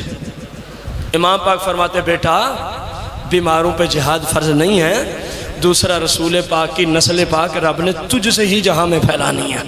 یہ رب کی حکمتیں ہیں, آپ کربلا کے میدان میں نہ جائیں. وہ پھر گر پڑتے, لیٹے رہتے, اتنا بیمار تھے بیٹھ بھی نہیں سکتے تھے. آنکھوں سے سب کچھ دیکھا, اونچی بولیں. اور امام پاک کے بیٹے ہیں, پہلی نسل کے بندے, آنکھوں سے کربلا دیکھ رہے ہیں, آنکھوں سے کربلا دیکھ رہے ہیں. سمجھنے کی کوشش کرنا. یہ سن 61 ہجری ہے. یہ کون سا سن چل رہا ہے؟ یعنی سرکار کو مکہ سے مدینہ کی طرف ہجرت فرمائے ہوئے 61 سال, 60 گزر گئے اور 61واں سال جاری تھا. وہ بھی شروع تھا, محرم شریف جو ہے نیا اسلامی سال محرم سے شروع ہوتا ہے. جیسے آج تک 1442 سال ہجرت کو گزر چکے ہیں اور 43واں سال شروع ہے, اس کا پہلا مہینہ چل رہا ہے, جس کی آج 10 تاریخ ہے, جس کی آج ہے. تو 61 ہجری تھی, 10 محرم تھا, کربلا کا میدان ہے. امام پاک, آپ کے رفقا, صحابہ, اہل بیت, تابعین, امام سجاد کی آنکھوں کے سامنے شہید ہوئے کہ نہ ہوئے. پھر قافلہ یہاں سے ملک شام تک گیا. میں اس تفصیل میں بھی نہیں جاتا کہ ایک راستہ ایسے ہی جاتا تھا, ایسے ہی کوفے سے, ایسے ہی فرض کے اس سے بنتا تھا 300 کلومیٹر, لیکن وہ آبادی کا راستہ تھا. وہ کون سا راستہ تھا؟ ان ظالموں نے اپنے ظلم کو چھپانے کے لیے ایسے نہیں گئے, بلکہ پہلے اس طرف, یہ آپ کو سمجھا رہا ہوں, 300 کلومیٹر ایسے, پھر 400 کلومیٹر ایسے, پھر 200 کلومیٹر, اور جنگلی راستوں سے لے گئے تاکہ کسی کو خبر نہ ہو کہ یزید نے اتنا بڑا ظلم کیا ہے. اتنا ظلم بعد میں بھی کیا, حضور کی مبارک طیب و طاہر بیٹیاں، اتنا لمبا سفر ان یزیدیوں نے کرایا اپنی لعنت کو بچانے کے لیے۔ امام سجاد اس سارے سفر میں ساتھ اپنی آنکھوں سے سب کو دیکھتے رہے۔ کوفہ میں گیا، قافلہ امام سجاد وہاں بھی دیکھ رہے ہیں۔ کوفہ میں جو کچھ ہوا، ہمارا تو ایمان ہی گوارا نہیں کرتا کہ وہ سارے حالات مجمع میں ذکر کیا جائیں۔ جیسے ہم میں سے کسی کی ماں بہن کے ساتھ کوئی ایسا نازیبا سلوک ہو تو کیا ہم ہر سال لوگوں کو بتاتے پھریں گے؟ تو جب اپنے لیے پسند نہیں تو مصطفیٰ کی بیٹیوں کا کیوں کسی کو بتائیں؟ سمجھ آئیے کہ نہیں؟ اہل سنت اس لیے اس چیز کا ذکر نہیں کرتے کہ یہ ان کی شان کے خلاف ہے۔ امتحان تھا، انہوں نے پاس کیا، ہمارے لیے نصیحت تھی۔ اب توجہ کیجئے گا، امام زین العابدین 7 کربلا سے کوفہ، کوفہ سے پھر یزید لعنتی کے دربار میں دمشق میں، امام زین العابدین 7 بیڑیوں میں جکڑے ہوئے ہیں۔ وہاں سے پھر کربلا، کربلا سے پھر مدینہ، امام سجاد 7 ہیں۔ اب آپ سے سوال ہے، جو امام حسین کا بیٹا بھی ہو اور کربلا کا سارا واقعہ اونچی بولے آنکھوں سے دیکھا بھی ہو، اور پھر قافلے کے کربلا سے شام، شام سے کربلا، پھر کربلا سے مدینہ، پورے قافلے کے ساتھ جو کچھ ہوتا رہا، وہ بھی خون کے آنسو بہا کے امام سجاد دیکھتا رہا، اپنے رب کی رضا پہ راضی رہا۔ یہ 61 ہجری ہے، اور امام زین العابدین کا وصال ہے 95 سن ہجری میں۔ کس میں؟ وہ سنی جو منتیں مانتے جانے، منت ماننے جاتے گھوڑے سے، وہ سنی مائیں بہنیں جو تماشا دیکھنے جاتی ہیں ادھر، وہ سارے کان کھول کے سنیں۔ امام سجاد، امام زین العابدین ابن حسین بن علی المرتضی 61 کو واقعہ دیکھ رہے ہیں، اور دنیا سے پردہ کب فرما رہے ہیں؟ 61 اور 95 میں کتنے سالوں کا گیپ ہے؟ غالباً 34 سال کا گیپ آئے گا۔ کتنا عرصے کا؟ توجہ سے 34 سال امام زین العابدین زندہ رہے۔ واقعہ کربلا کے ایک چھوٹی سی بات آپ کے شان پہ ذکر کر دوں، اگر آپ تھکے نہیں بیٹھے تو لگتا ہے تھک گئے آپ۔ تھکنا تو اس کو چاہیے جو بول رہا ہے، تھک آپ جاتے ہیں۔ اچھا، جو کہتے ہیں نہیں تھکے ذرا ہاتھ کھڑا کر، اب پھر سن لیں۔ ماشاءاللہ، اللہ آپ کے جذبے سلامت رکھے۔ میں نے کہا میں ہی سناتا جو آپ تھک جائیں، پھر اچھا نہیں لگتا بندہ۔ امام زین العابدین کتنے اونچے ہیں۔ انشاءاللہ محرم کا آخری جمعہ 25 محرم 95 ہجری کو آپ کی شہادت ہے، تو آخری جمعہ محرم کا ہم اللہ نے زندگی رکھی، صحت بھی دی، تو امام زین العابدین کے شان پہ آپ کو انشاءاللہ پڑھائیں گے۔ تفصیل تو وہاں ایک جملہ، جب کربلا سے پہنچے واپس مدینہ تو وہاں امام حسین کا ایک بھائی جو کربلا نہیں گیا تھا، لونڈے جو کہتے ہیں نا صحابہ میں سے باز نہیں گئے تھے، تو میں کہتا ہوں اہل بیت کے گھر کے بندے بھی نہیں گئے تھے۔ امام حسین کا بھائی ہے، علی پاک کا بیٹا ہے، محمد بن حنفیہ۔ محمد بن، یہ کربلا نہیں گئے تھے، حسین پاک کو بھی روکتے رہے، کوفی بے وفا ہیں، آپ نہ ہی جائیں تو بہتر ہے۔ عبداللہ بن عباس بھی روکتے رہے، عبداللہ بن زبیر بھی روکتے رہے، صحابہ روکتے رہے۔ فرمایا نہیں یار، میرے نانے نے میرے ذمہ ایک مشن لگایا، وہ وہیں پورا ہونا، میرا جانا ایک تقدیر کا فیصلہ ہے۔ پتہ مجھے بھی ہے بے ایمان بے وفا ہے، لیکن تقدیر کا فیصلہ ہے۔ محمد بن حنفیہ نہیں گئے تھے، توجہ سے۔ امام حسن کا بڑا بیٹا حسن مصنع، آپ بھی کربلا اور سیدہ صغرا کے شوہر ہیں۔ حسن مصنع کس کے شوہر ہیں؟ سیدہ صغرا بیٹیاں حسین پاک کی۔ یہ جو کہانیاں لوگ تمہیں سناتے ہیں جھوٹ ہے کہ صغرا بیمار تھی، 40 گھروں کی چابیاں صغرا کو نواسہ رسول دے آیا، اور کتنے خط لکھے بھائی کو، اہل اکبر وعدہ کر کے پھر وعدہ پورا نہ کر سکے، یہ سب جھوٹ ہے اور امام پاک کی ذات پہ بہتان ہے۔ سیدہ صغرا نے گزارش کی، ابا حضور آپ کربلا جا رہے ہیں، مجھے بھی ساتھ لے چلیں۔ امام حسین فرماتے بیٹی تیری میں نے شادی کی ہے حسن مسنہ سے، تیرے کزن سے، تیرے، اور وہ اس وقت مدینے میں نہیں ہے.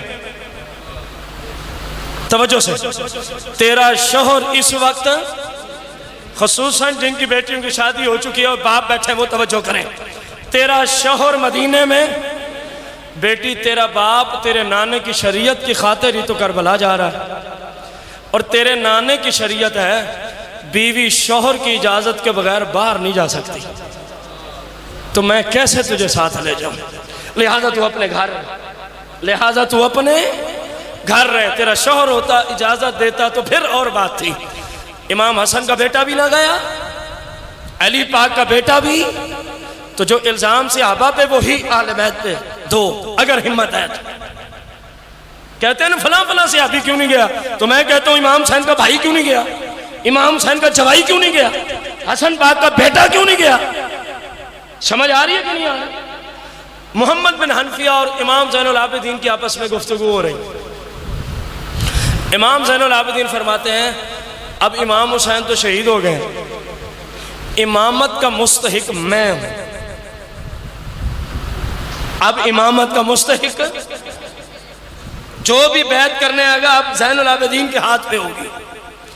محمد بن حنفیہ علی پاک کے بیٹے فرماتے ہیں میرے بھتیجے امام حسین کے بھائی ہیں، میں آپ سے عمر میں بڑا ہوں اور آپ میرے بھتیجے، میں چچا ہوں، امامت کا حق میرا ہے، امامت کا حق.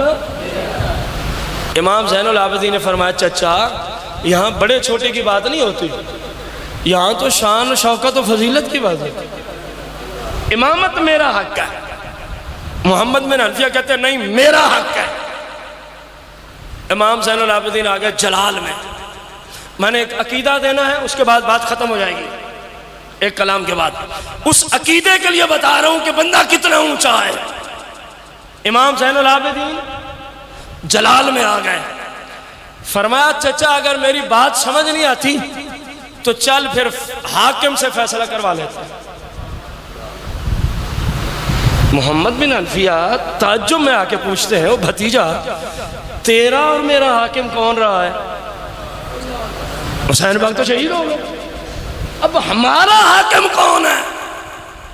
کہا وہی ہے جس کے پاس مسلمانوں کی امانتیں موجود ہیں. محمد بن حنفیہ کو ابھی بھی سمجھنا ہے.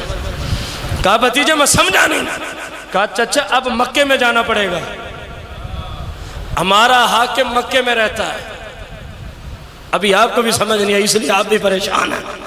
ہمارا حاکم کعبے کے ساتھ ہے اور جس کی سیدھ سے عمرے کا طواف، حج کا طواف، نفلی طواف شروع ہوتا ہے تو یوں استلام کر کے ہوتا ہے. ہمارا حاکم حجر اسود ہے. چل مکے میں حجر اسود سے پوچھتے ہیں امامت کا حقدار زین العابدین ہے یا محمد بن حنفیہ؟ محمد بن حنفیہ کہتے ہیں حجر اسود بھی بولے گا، وہ تو پتھر ہے. فرمایا چچا اگر ہم حقدار ہوئے تو حجر اسود بھی بولے. چلیے دونوں چل پڑے، مجمع ساتھ ہے، حجر اسود نے فیصلہ کرنا ہے بھتیجے اور چچے میں حاکم امامت کا مستحق کون ہے. دونوں شہزادے پہنچ گئے. کوئی ہفتے سے 10 دن 12 دن اس وقت مدینہ سے مکہ تک لگ جاتے تھے اس دور میں. اب ایک مجمع ہے، حال طاری ہے مطاف کعبہ میں کہ کیسے فیصلہ دے گا حجر اسود. امام زین العابدین فرماتے ہیں محمد بن حنفیہ سے چچا حضور آپ کہیں نا اس کو حجر اسود کو کہ بول کے بتائے آپ حقدار ہیں یا میں؟ محمد بن حنفیہ نے کہا او حجر اسود بڑی دور سے آئے ہیں، بتانا امامت کا حقدار کون ہے؟ کوئی آواز ہے؟ پھر پوچھتا ہے حجر اسود سے کوئی آواز ہے؟ پھر پوچھتا ہے حجر اسود سے کوئی آواز ہے؟ تھک گئے محمد بن حنفیہ. حالانکہ بیٹے ہیں علی پاک کے، بھائی ہیں حسن و حسین کے، بھائی ہیں حسن و، لیکن حجر اسود ہے. جب تھک گئے تو کہا چلو آپ ہی پوچھ لیں۔ امام زین العابدین نے توجہ کی حجر اسود کی جانب اور فرمایا او حجر اسود بتا میرے ابا حضور کے بعد حسین پاک کے شہید ہونے کے بعد امامت کا مستحق زین العابدین ہے یا محمد بن حنفیہ ہے؟ روایت سنیں، جس کتاب سے میں نے پڑھا اس میں لکھا ہے کہ حجر اسود پہ کپ کپی طاری ہو گئی۔ امام زین العابدین نے حکم دیا، حجر اسود پہ کپ کپی طاری ہو گئی۔ مجمع کے جملے ہیں، قریب تھا اتنا کانپنے لگا حجر اسود کہ شاید کعبے کی دیوار سے باہر گر جائے۔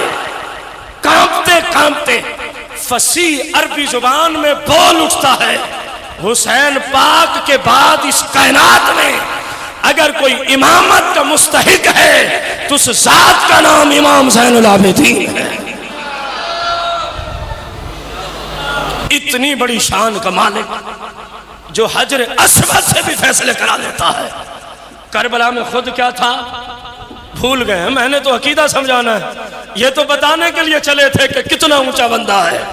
کربلا کا واقعہ آنکھوں کے، کربلا سے شام، شام سے کربلا، کربلا سے مدینہ، سارے سفر میں اپنی پھپھیوں کے، اپنی بہنوں کے، اپنے بھتیجیوں کے ساتھ ہیں، اپنی ماؤں کے سارے دکھ دیکھے۔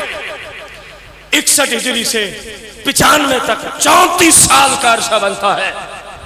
ایران سے لے کر پاکستان کی آخری حد تک، دنیا کے ایک کونے سے لے کر دنیا کے دوسرے کونے تک اہل سنت کے ان لوگوں سے چند سوالات ہیں جو حسین کا بیٹا بھی ہو، آنکھوں سے کربلا کو دیکھا بھی ہو، کربلا سے شام، شام سے کربلا اور کربلا سے مدینہ کا سفر بھی طے کیا ہو، اور ایسا مشکل سفر اس جہاں میں کسی نے نہیں کیا جیسا مشکل سفر امام سجاد نے کیا ہے۔ کسی نے ایسا مشکل سفر نہیں کیا۔ سوال ہے 95 ہجری میں آپ کا انتقال ہے، 34 سال آپ مزید زندہ رہے، تو 10 محرم ایک سال میں کتنی بار آتا ہے؟ اونچی بولنا ہے، یہ وہ باتیں تھی جو آپ کو سمجھانی تھی۔ ایک سال میں ایک بار آتا ہے، تو آپ 34 سال زندہ رہے، کتنی بار آیا؟ نہیں، آپ نے سمجھا ہی نہیں میری محنت کو۔ کتنی بار آیا؟ کتنی بار آیا 10 محرم؟ سوال ہے تم سے، امام زین العابدین نے کتنے گھوڑے نکالے تھے؟ چلو اپنی کتابوں سے دکھا دو، ہمیں چھوڑو، اپنی مذہب کی کتب اربع سے دکھا دے۔ جیسے ہمارے ہاں سیاستہ ہیں، ان کے ہاں کتب اربع ہے، دکھا اصول کافی میں کہاں روایت آئی ہے، فروع کافی میں کہاں روایت آئی ہے، کس کتاب میں ہے کہ 34 سال زین العابدین زندہ رہے، آنکھوں سے کربلا کو دیکھا، اور امام حسین کا شہزادہ ہے۔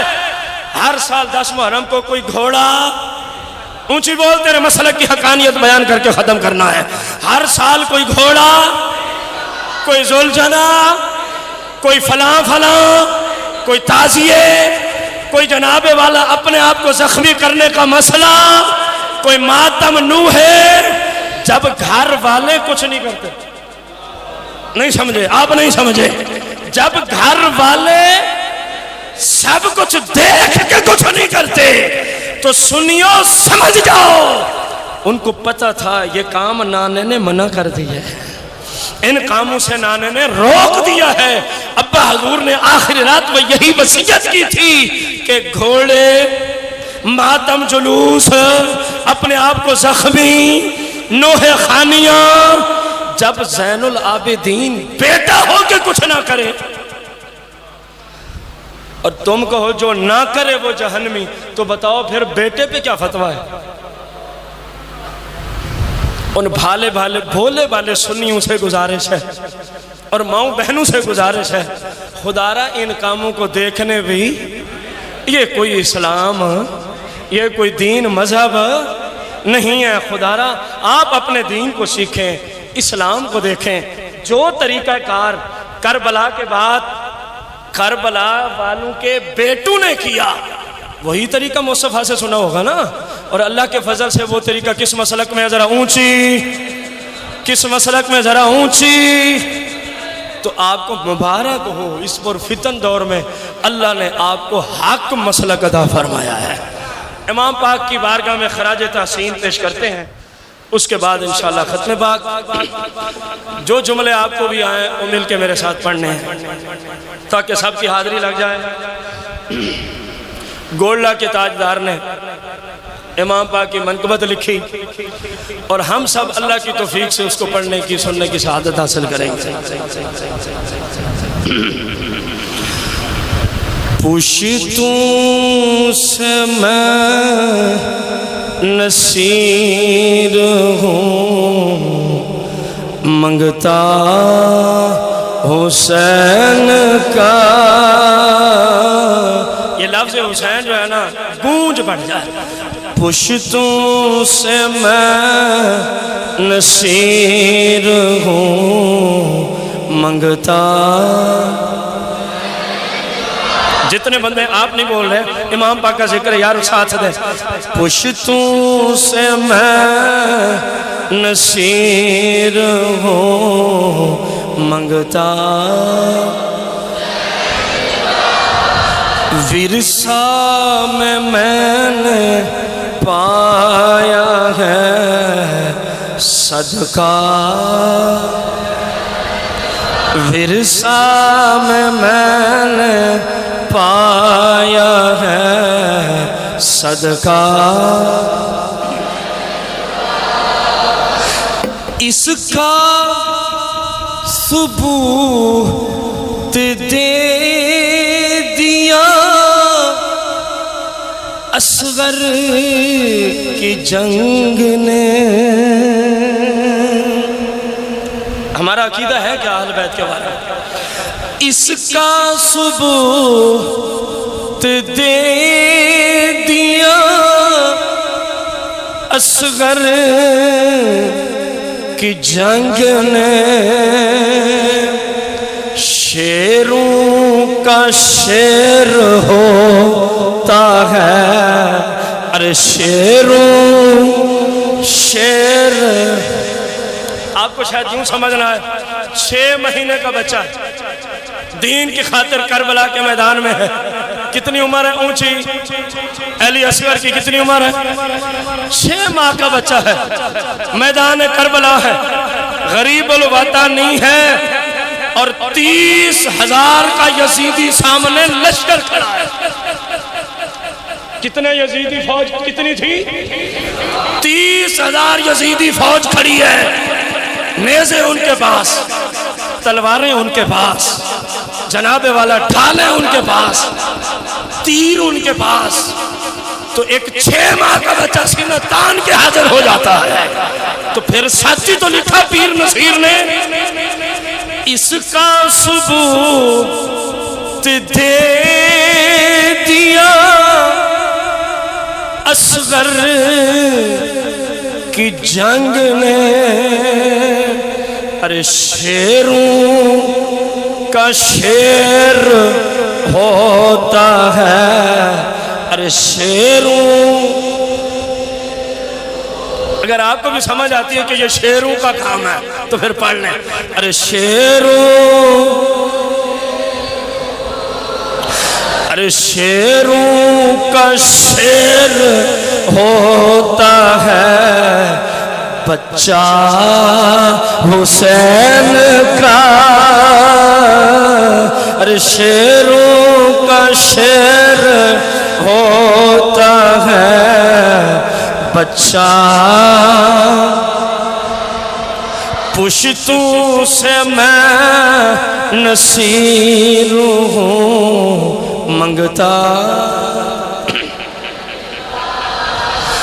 نبیوں کی روز حشر یہ فرمائش نہ ہوں۔ پیر سے فرماتے ہیں کہیں اللہ کے پیغمبر قیامت کے دن رب کی بارگاہ میں یہ فرمائش ہی نہ کر دیں۔ کون سی؟ نبیوں کی روز حشر میں یہ فرمائش نہ ہوں، کیا آذان ہو بلال کی، ارے آذان ہو بلال کی تو سجدہ حسین کا، آذان ہو بلال کی تو سجدہ، ورثہ میں نے پایا ہے صدقہ، کافی ہے میرے واسطے نقد غم حسین، حسین پاک کی محبت ہی ہمیں کافی ہے ہر جہاں میں، کیوں؟ کافی ہے میرے واسطے نقد غم حسین، ارے چلتا ہے ہر جہان میں، ارے چلتا ہے ہر جہان میں سکہ حسین کا، چلتا ہے ہر جہان میں سکہ، میزان حشر کی مجھے کیا فکر ہو نصیر،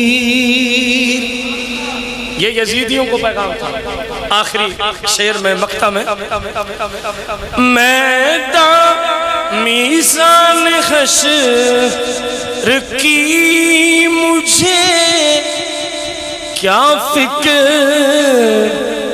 ہو نصیر، بھاری ہمیشہ رہتا ہے، ارے بھاری ہمیشہ رہتا ہے پلہ حسین کا، بھاری ہے کہ نہیں ہے؟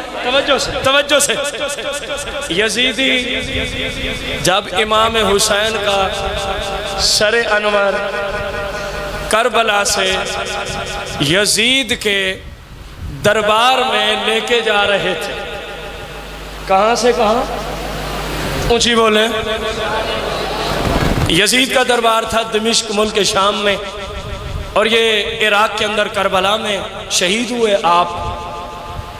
توجہ سننا، پیر صاحب نے لکھا بھاری ہمیشہ رہتا ہے پلہ حسین سے، ایک بات اب سر لے کے ہی جانا تھا نا، تو کسی کپڑے میں لپیٹ کے کسی صندوق میں رکھ کے اس صندوق کو اونٹ کے اوپر، گھوڑے کے اوپر یا حمار پہ، جو بھی ان کے پاس سواریاں تھیں، رکھ کے جیسے بندہ سامان لے جاتا ہے، لے کے جا سکتے تھے کہ نہیں لے کے جا سکتے تھے؟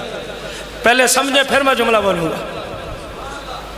جیسے چاہتے کپڑے میں لپیٹ لیتے، کیونکہ ڈر بھی رہے تھے کسی کو پتہ نہ چلے، ابھی بتایا کہ لمبے سفر سے گئے کسی کو پتہ نہ چلے، تو ڈر کا تقاضا تو یہ تھا کہ کسی نہ کسی طرح سر انور کو چھپاتے، کسی صندوق میں بند کرتے، سامان میں رکھ کے لے جاتے، لیکن ایسا نہ ہوا، بلکہ سر انور کہاں تھا؟ نیزے کی نوک پہ، نیزے کی یزیدی کے ہاتھ میں نیزہ، وہ بھی سر سے، نہیں سمجھے، وہ بھی سر سے، پھر نیزے کے اوپر سر حسین، صندوق میں بھی لے جایا جا، رب نے دکھا دیا لوگوں حسین ہر حال میں اونچا ہے، حسین ہر حال میں اونچا ہے، اگرچہ یزیدیوں کے ہاتھ میں ہے لیکن حسین اب بھی اونچا ہے، حسین اب بھی، اور سر انور نیزے پر قرآن کی تلاوت سید سناتا جا رہا ہے، قرآن کی تلاوت سید سناتا. پیر صاحب نے اسی طرف اشارہ کیا. میزان حشر کی مجھے کیا فکر ہو نصیر، بھاری ہمیشہ رہتا ہے پلہ. کنجوسی سے کام لیا ہے، کنجوسی سے. بھاری ہمیشہ رہتا ہے پلہ، بھاری ہمیشہ رہتا ہے پلہ. پورے جہان میں کوئی ایک علاقہ آپ دکھا دیں جہاں نسل حسین نہ ہو. حالانکہ کربلا کے بعد صرف ایک بیٹا تھا، اور یزید کے تاریخ کی دنیا میں کم و بیش 14 بیٹے تھے اس بدماش کے. سوال سننا، بھاری ہمیشہ رہتا ہے پلہ حسین کا. میرے امام پاک کا صرف پورے جہاں میں کسی زمین کے حصہ پہ چلے جاؤ تمہیں سید ضرور نظر آئیں گے. اس بدماش کے 14 بیٹے تھے. پورے جہاں میں کوئی ایک ملک دکھا دو جہاں بندہ کہتا ہوں میں یزید کی اولاد سے ہوں. نہیں سمجھے آپ، نہیں سمجھے آپ. جہاں بندہ کوئی مل جائے اس کی نسل سے، اس کی گندی نسل سے، کوئی ایک بندہ بھی نہیں کہتا کہ میں کیا ہوں. اور جہاں کے زمین کے ہر حصے پہ نسل حسین موجود ہے. تو پھر پیر صاحب نے صحیح تو لکھا ہے، بھاری ہمیشہ رہتا ہے پلہ. ارے بھاری ہمیشہ رہتا ہے. ورثہ میں نے پایا ہے صدقہ حسین کا.